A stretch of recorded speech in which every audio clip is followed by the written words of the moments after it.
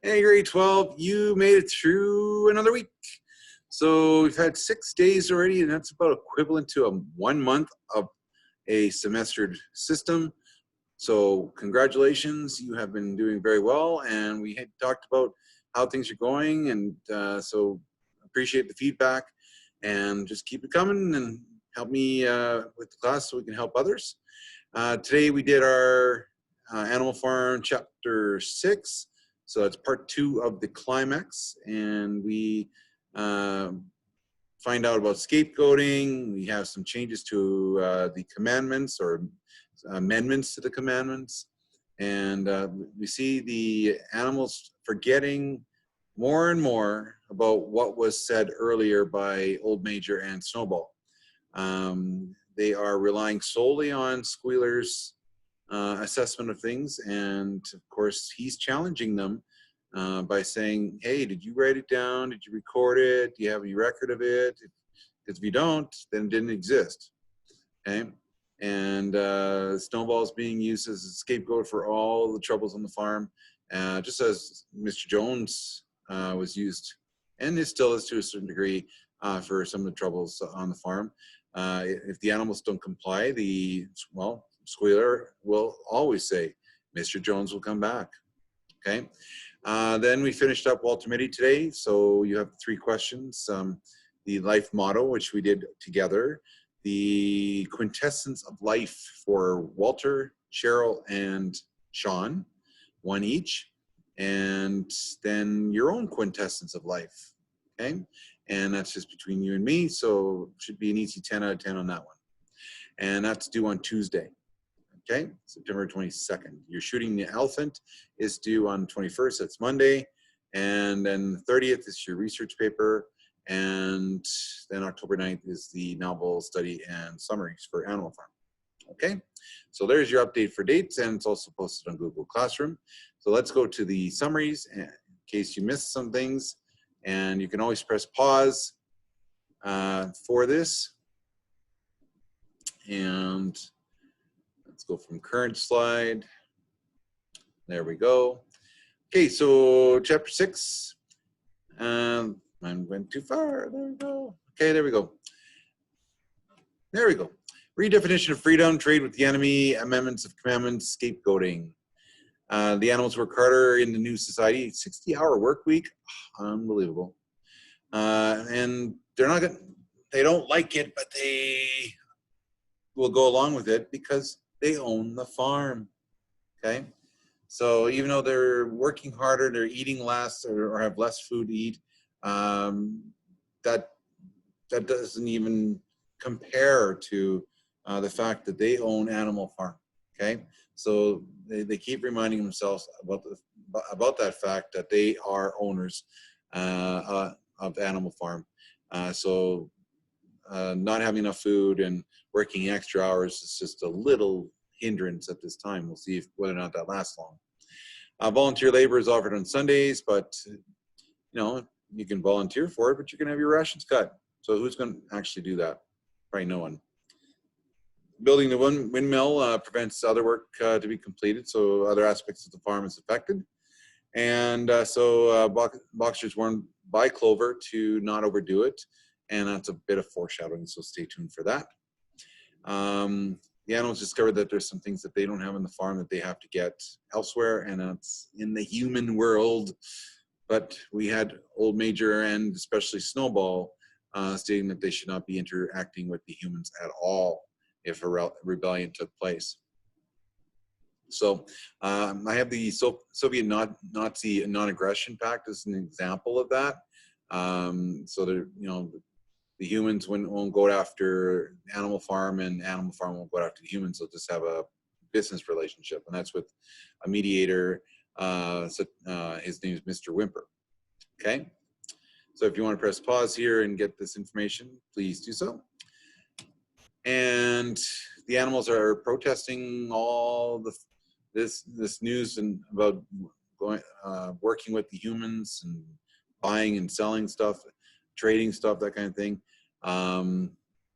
And they could swear that they remember talking about this way back when, but Squealer comes by and he says, hey, did you write it down? Is there a record of it? Do you see it anywhere? Do you see it on the barn? That kind of thing.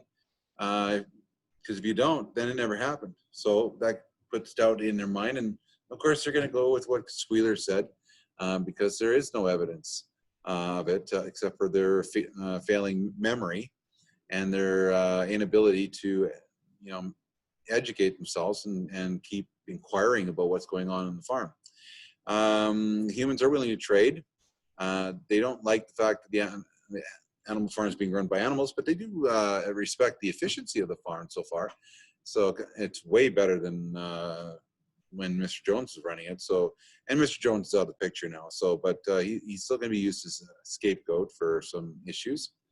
The farmhouse is now the main residence for the pigs, and of course the animals recalls something about the fact that the farmhouse was supposed to be a museum. It was supposed to be left untouched, but the pigs have been helping themselves, and now Squealer has to explain that one too, saying that you can't have the pigs running the farm and living in a sty, right?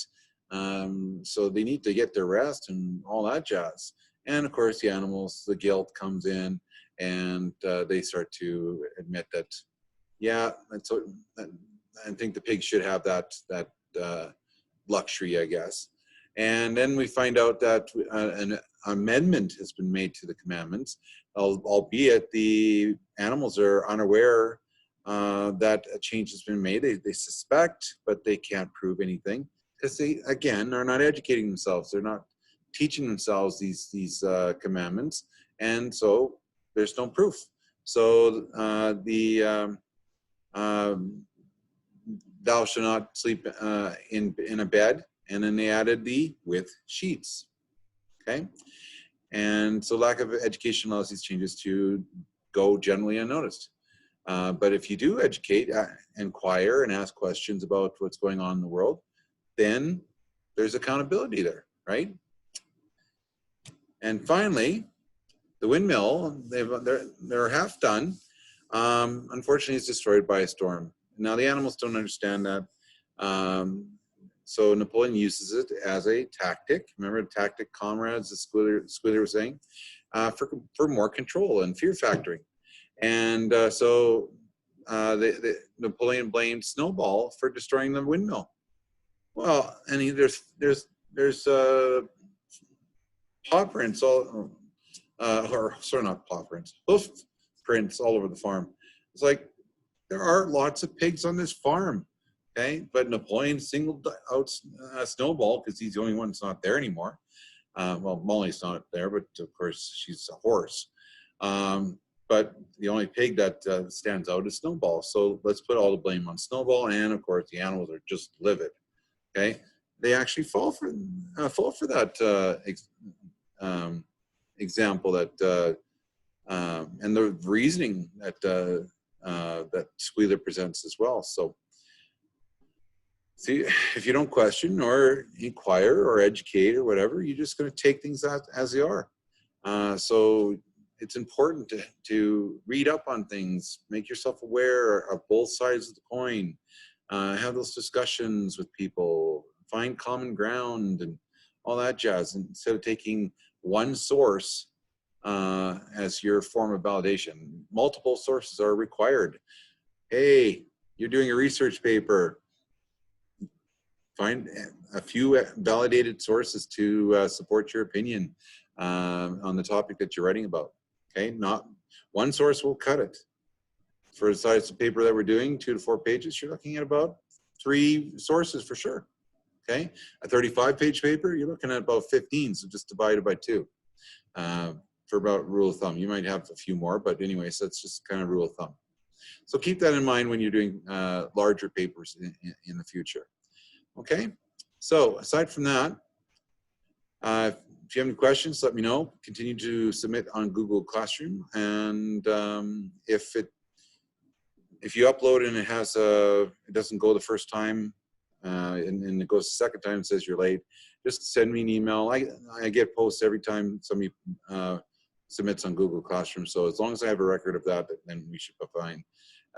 You can just again, email me and say, hey, I submitted it at this time. And as long as we have the lines of communication open, we should be, there should be no issue regarding lates. Okay, but congratulations. Thank you for a great week, and we'll see you Monday. Take care and be safe.